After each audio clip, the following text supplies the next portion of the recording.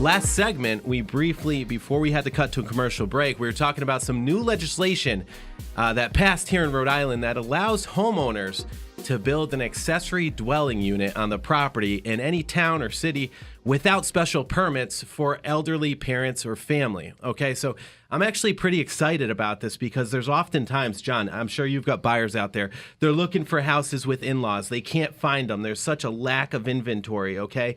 Affordable homes for elderly, they're hard to get right now. I mean, anything under $200,000 in this state is difficult to buy. Even $250K, $300,000, it's all hard to find right now. It is. Yeah, it is.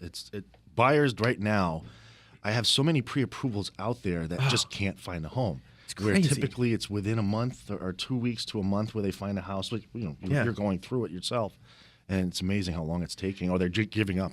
If you have a piece of real estate, okay, that you've been waiting to sell for the prime time, guys, there's no competition. Check this out. I ran the numbers in Warwick yesterday, okay?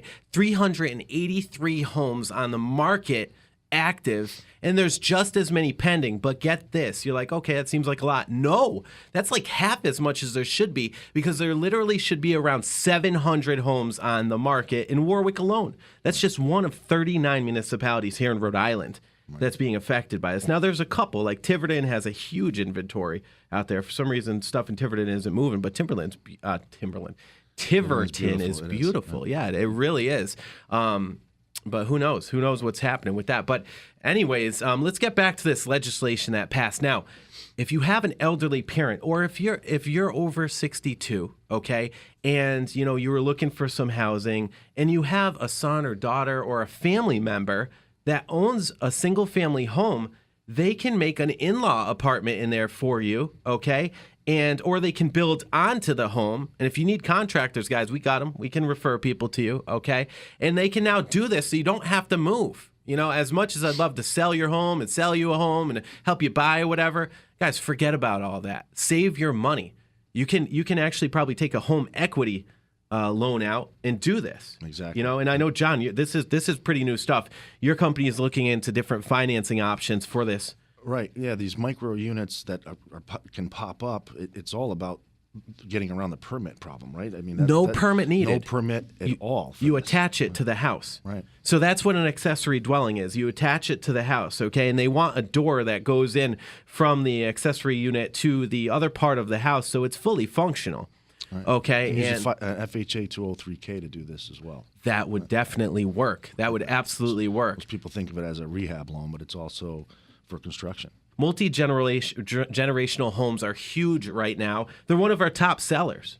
So it's awesome. And I love that families getting back together. And I love that, you're seeing more and more of that. And that's just really great. So there's a couple of other benefits to this, okay? And it creates a positive impact, by the way, on affordable housing. Now, affordable housing, guys, we're not talking Section 8. We're talking affordable housing, for people that are paying mortgages. Okay, so we're talking about something with a smaller payment. That's it. That's what we're talking about. And it complements, guys. It complements some other approaches for achieving community housing goals. Okay, because we want our elderly to have nice homes in nice areas, right? We want that, right? And it also helps increase the supply of affordable housing without government subsidies. So I'm a fan of less government. Absolutely. And a fan, right? And a fan of us taking care of ourselves, because whenever you involve more government, it's just room for disaster, I think, right? Yeah, and more paperwork. And more taxes. I'm good with taxes, guys. Our property taxes are way too high. Way too high, all right, in Rhode Island. But still, Rhode Island's a wonderful place to buy. And I know a lot of our listeners out in Massachusetts are like, you guys don't even know how lucky you have it. Your home prices are 30-40% less than ours. So some questions are this. What is an accessory dwelling unit? Well, I kind of explained that, but I'll explain it again, okay? Basically, it's part of a residence. It's attached to a residence, okay? And it's built into a single-family home. You can't do this on multifamily homes, okay? And you can't turn the single-family into a multifamily because they don't want you to make rental income off of this. But you don't need a special building permit, and you do have to talk with your local zoning, and you have to write them a letter and tell them that you're doing this, okay? That's just it. You just got to give them the heads up. So, and why was this legislation filed. Now, guys, this is why I'm proud to be a realtor. Okay, so people think of realtors as just salespeople. We are so much more. We fight for the American dream. We fight for home ownership. We fight for affordable type of housing for our elderly. Okay, for disabled, okay? And the Rhode Island Association of Realtors, big kudos to all my realtors out there that took part in this, okay? We proposed this legislation to address the projected shortage of affordable housing for our senior citizens. And it passed, guys, and it passed. And I can't tell you how often we go to Washington and we fight and we educate the politicians, okay?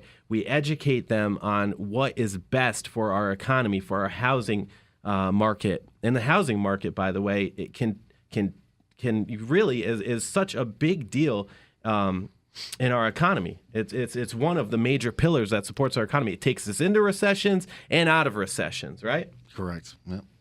Totally crazy. So this must be common. This accessory dwelling is also common with raised ranches, where they shut the downstairs. They close the door and they can have their own separate entrance and everything. Yes. There's a lot of raised ranches in Rhode Island, tons. Yeah, I mean, cookie cutter areas where I grew up in a cookie cutter area. Yeah. Definitely, and even if your home is on a slab, you can still build out. You can still build, and if you have a backyard, you build back, and you just have to make sure that you're within setbacks. Okay.